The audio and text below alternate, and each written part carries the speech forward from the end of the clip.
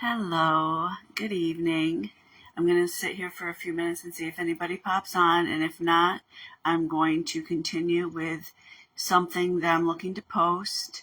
It's something that I wrote tonight, and I just thought it's easier to read it off to you rather than to just go willy-nilly with thoughts and just ramble.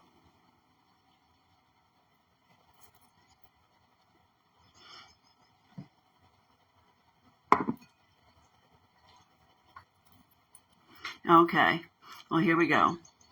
I said, tonight I'd like to discuss the intensity of the unconditional love of God. During my awakenings and near deaths, I felt completely in awe. He made me feel as though I was his only child, that he created everything just for me. Everywhere I looked, I saw him. Everything I heard spoke to me, awakening me further. To the flowers, to the sky, the shooting stars, the songs I chose to listen to, all for me. He made me feel more alive and more loved than I had ever felt or ever could imagine having in this particular lifetime.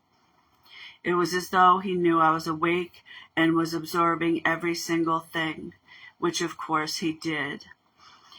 He's brought me back home to him more times than I can count, either through dreams, teleporting, awakenings, or the deaths of self. I've been tested since I was a child, brought through sheer hellish realms to test my behavior, responses, my level of faith, and taught me exactly how I'd encounter any given situation. I've dealt with demons per se, the worst ones a person could ever imagine.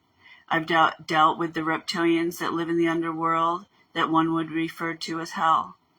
I've also seen that of the Pleiadians that are incredibly insightful and beautifully flawless beings. I've always interacted very much like I would have or have in this life now, with grace, faith, and dignity. Many times I find myself preaching of God's love and rebuking Satan and waking up singing songs. They've referred to me as an angel of God, a soldier, and a galactic warrior. Also a sister of Jesus Christ, as truthfully I feel as though we are all brothers and sisters of Christ, as we are all children of God. We all have been around since the beginning of time. We are birthed alongside the galaxy and the stars, whether we lived here on Earth or other planets within the many other galaxies. We've continued to die a vessel and rise of soul, and incarnate and experience all things. Our soul can take on any form, that of another person, gender, or even animal. God is truly miraculous. He is the artist, the scientist, and a musician and author. He has found ways to write us into our lives that we live now. He truly loves us, all things that he created. However, many times we break his heart with our actions, thoughts, and words, and we must be disciplined, that of a father. He is strict, strong, and fierce.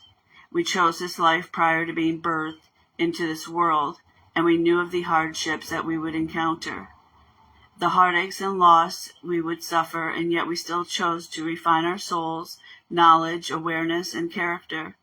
Many don't recall such. Many go on and about their lives never awakening to such facts.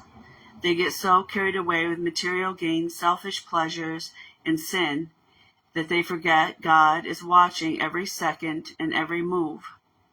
Everything we do, think, say is all documented. There's no sneaking around that fact. I myself recall a few life reviews upon awakening, where my life was literally flashed like a movie before my very eyes. I have to admit, as much as my life has been blessed and beautiful, I didn't always behave like his child. I took up many sins and immediately felt such shame and guilt I couldn't watch the reviews any further without myself casting my very being into hell.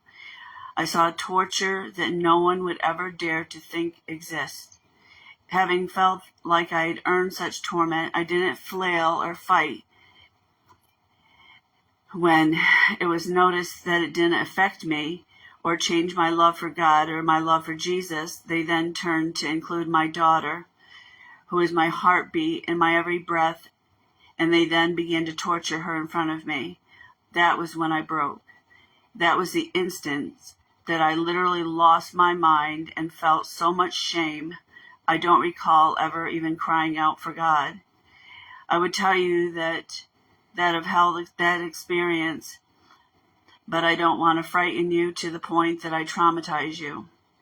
I believe that all tests I had encountered were for this time, that I did survive and I did come out of that insanity and heartbreak. I do want to stress the fact that I do not believe that God himself sent me there to break me.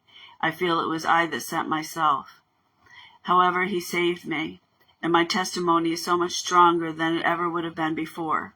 The wisdom I gained is insurmountable.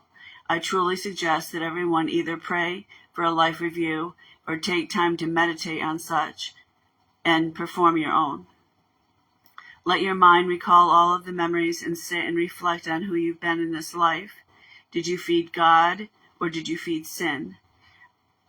Are you in death going to stand before God and be proud of your life's efforts or fall to his feet in shame? I want you to all seriously think about this and pray on it and make the changes now, not later. Don't take the air in your lungs for granted. Don't pass up on the opportunities to express love, kindness, and compassion. Do your best to follow the commandments and laws of God and acknowledge that Jesus Christ chose to be born, lead us to our Father in heaven, and would then die because of our sins. I know with all my heart that God has led me to share all of this with you and to awaken you and to be your guide. And know that many of us are all over the planet are waking up for this time period. We can either rise with pride or crumble as a nation. I pray that you hear and act upon my words. So with that, I'm going to say God bless and good night. And I hope that you were able to follow all of that as I read it. And I really hope that you listen. And I love you all. God bless.